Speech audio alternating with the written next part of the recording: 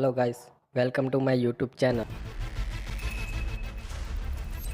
स्वागत है आप सभी का खिलाड़ी नंबर 1 में। हम हमारे जानकारों की तरफ से जो ट्रेड्स आने वाले हैं उस पर बात करेंगे, लेकिन एक स्टॉक आपको दिखाते हैं ट्रेंट, जो एक आउट परफॉर्मर रहा है आज फिर। इनफैक्ट बहुत तगड़े रिटर्न्स दिखाए हैं इसने। ये 12 महीनों का चार्ट आपके सामने।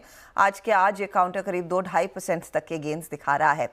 अब ऐसा क्या हुआ है ट्रेंट में कि फिर तेजी आई है काउंटर में? इस पर एक रिपोर्ट आई सिटी की। क्या कहती है सिटी?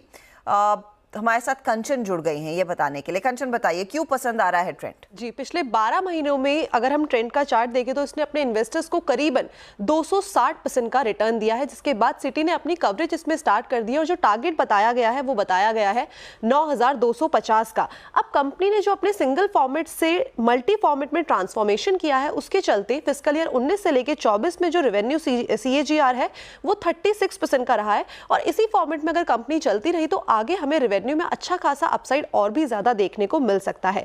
साथ ही साथ फिस्कल ईयर 24 से लेकर 27 में हमें रेवेन्यू, एबिटा और पैट जो देखने को मिल सकता है वो देखने को मिल सकता है 41%, साथ ही साथ 44% और 56% रिस्पेक्टिवली। वेस्ट साइड ज़ूडियो से सप्लाई चेन और लर्निंग का फायदा उठाते हुए जो इनकी रिटेल चेन है जिसका नाम है स्टार, उसमें एक अच्छा खासा टर्न अराउंड भी देखा गया है। इनके जो पायलट प्रोजेक्ट्स है मिशबू, समो, MASJV, उसको भी काफी तेजी से स्केल अप किया जा रहा है और ये हो सकता है कि आने वाले टाइम पे जल्दी हमें ये पूरा का पूरा खत्म होता हुआ दिखाई दे। और ट्रेंड को pan Asia high conviction focus list में भी शामिल कर दिया गया है।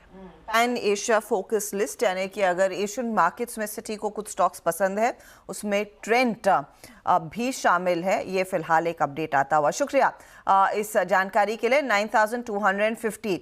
आशीष, नजर गई क्या ट्रेंड पर? बातचीत हुई है आप लोगों के डीलिंग रूम में स्टॉक को लेकर?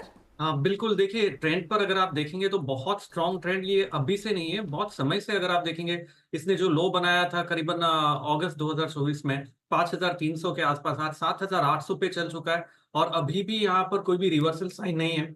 माइनर प्रॉफिट बुकिंग भले ही है लेकिन एक गैप अप होने के बाद में आज सस्टेन कर रहा है, तो ओवरऑल जो रुझान ट्रेंड पे है वो पॉजिटिव का ही रहेगा। हम एक्सपेक्ट कर सकते हैं शॉर्ट टर्म के लिए आज से 8100 तक के टारगेट स्टॉक में आ सकते हैं और नीचे में जो गैप एरिया अगर आप उसका सपोर्ट रखें 7600 पे, तो अभी भी ये अच्छा बेट है। देखिए, डिप्स पर खरीदने वाला तो स्टॉक है ही, एक एवरग्रीन काउंटर है, तेजी की तरफ बना हुआ है और ये ट्रेंड और मजबूत होगा। तो नियर टर्म के टारगेट्स आशीष दे रहे थे और सिटी ने लॉन्ग टर्म का टारगेट दिया है 9250 का।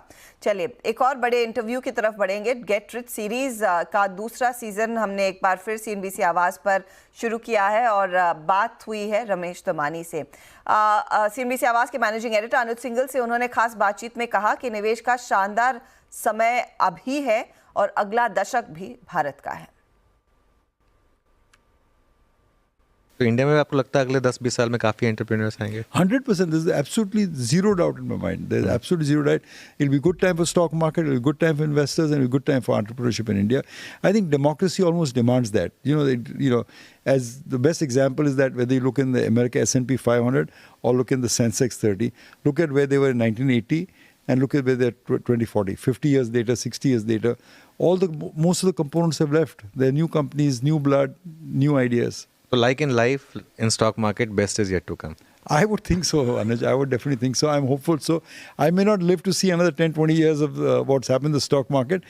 But if you ask me, I feel that the investing for the next 30 years is as much fun as it was the last 30 years. And as Warren Buffett said, that if you could have a pill to live longer, he'd give up a large part of his money, but he would retain his, wisdom and his health.